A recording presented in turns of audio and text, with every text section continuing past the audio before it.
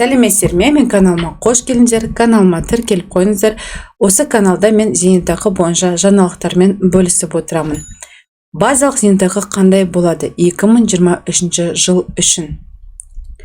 2023 жылдың 1 қаңтарынан бастап 2027 жылға дейін базалық зейнетақының ең төменгі мөлшері ең төменгі күнкөріс деңгейінің 54%-нан 70%-на дейін, ал ең жоғары мөлшері 100%-дан 120%-ға дейін кезең-кезеңмен артылатын болады делінген 2022 жылдың 1 қыркүйектегі президенттің жолдауында. 2023 жылдың 1 қаңтарынан бастап 2027 жылға дейін базалық зейнетақы кезең-кезеңмен артыратын болады. Яғни төменгі мөлшері 54%-дан 70%-ға дейін көтеріледі, ал ең жоғары мөлшері 100%-дан 120%-ға дейін артады. Бұл дегеніміз базалық зейнетақы суммасы да жоғарылайды дегенді білдіреді. 2023 жылдың 1 қаңтарынан бастап базалық зейнетақыны есептеуге арналған көрсеткіш, яғни ең төменгі күнкөріс деңгейі 40.567 теңгені құрайды. Ең төменгі базалық зейнетақы мөлшері 24.340 теңге болады. Яғни 40.567 теңгенің 60%. Бұл көлемдегі зейнетақыны 0 жылдан 10 жыл аралығында еңбек өтілі бар кісілер алады. Ал ең жоғары мөлшері 100%-ды құрайды. Яғни 33 жылдан жоғары еңбек өтілі бар кісілер 40.567 теңге көлемінде зейнетақы алатын болады. Ал 2022 жылдың 1 сәуірінен бастап базалық зейнетақы үшін ең төменгі күнкөріс деңгейі 37.389 теңгені құрайды.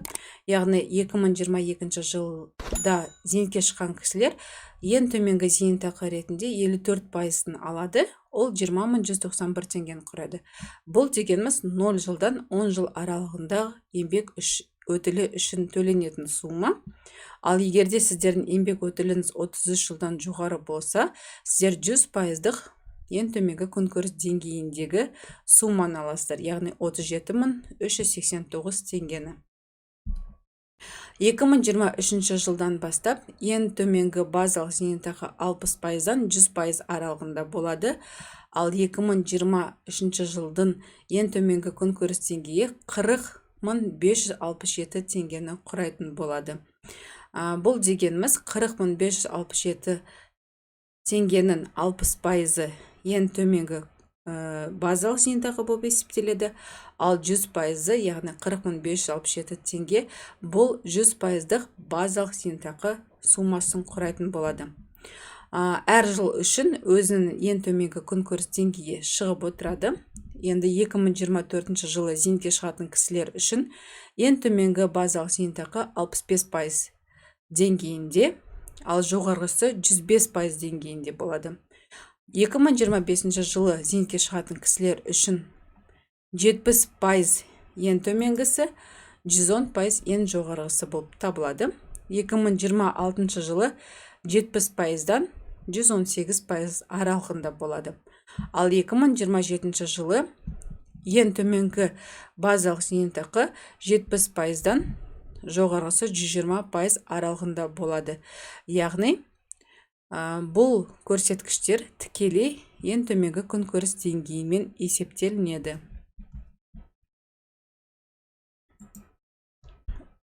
Енді осы мен каналымда көп қойылатын сұрақтарға жауап берейін.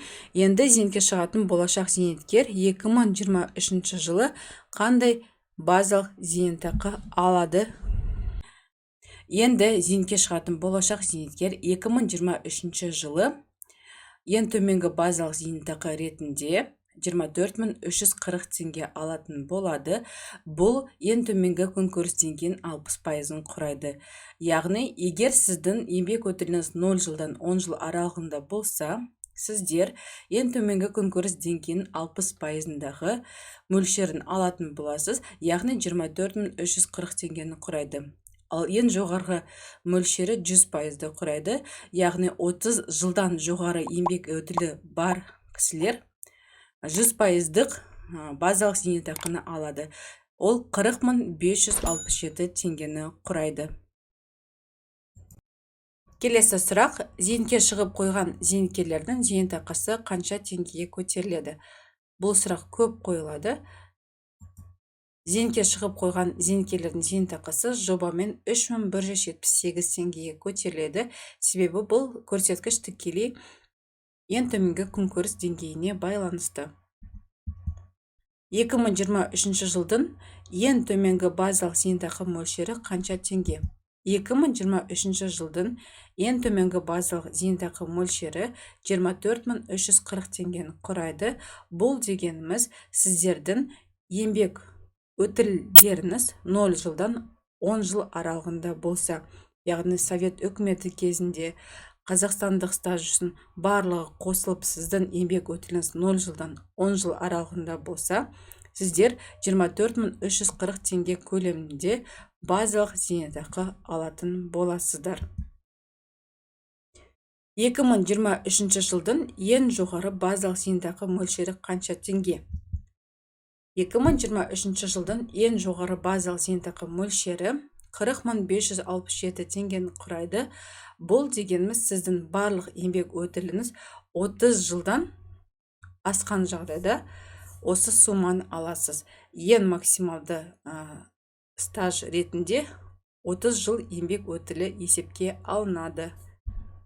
Ең төменгі базалық зейнетақы мөлшері қанша теңге және қанша жылдық еңбек өтілі болу қажет? Ең төменгі базалық зейнетақы мөлшері 24.340 теңгені құрайды. Бұл көрсеткіш ең төменгі күнкөріс деңгейін 60%-ын құрайды. Және бұл сіздің барлық еңбек өтіліңіз 0 жылдан 10 жыл аралығындағы еңбек өтілі есепке алынады.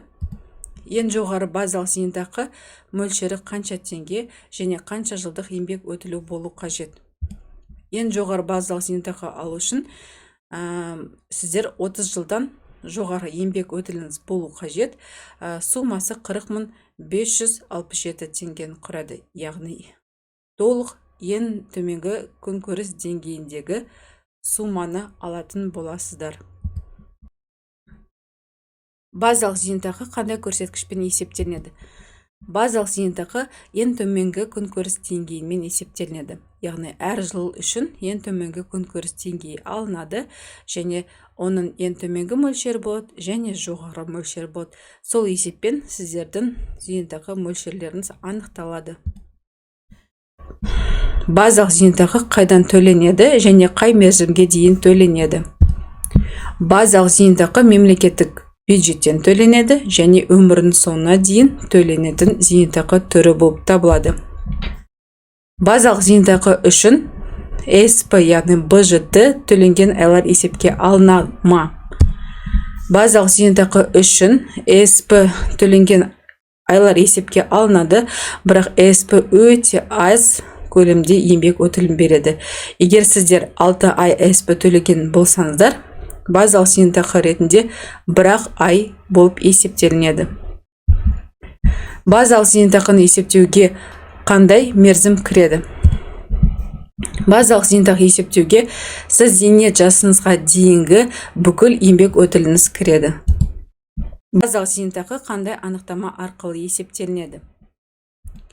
Базалық зейнетақы 1998 жылдың 1 қаңтарына дейін еңбек кітапшасы арқылы, 1998 жылдан кейін зейнетақы аударымдары арқылы есептелінеді. Базалық зейнетақыны кімдер алады? Ең төменгі базалық зейнетақыны Қазақстан азаматтығы бар кез келген зейнет жасына келген адам ала алады. Яғни ең төменгі деңгейдегі базалық зейнетақыны жұмыс істемеген болса да кез келген зейнет жасына толған кісі алады. Ең басты шарты Қазақстан азаматтығы болуы қажет. Назарларыңызға рахмет. Мен каналыма тіркеліп қойыңыздар. Сау болыңыздар.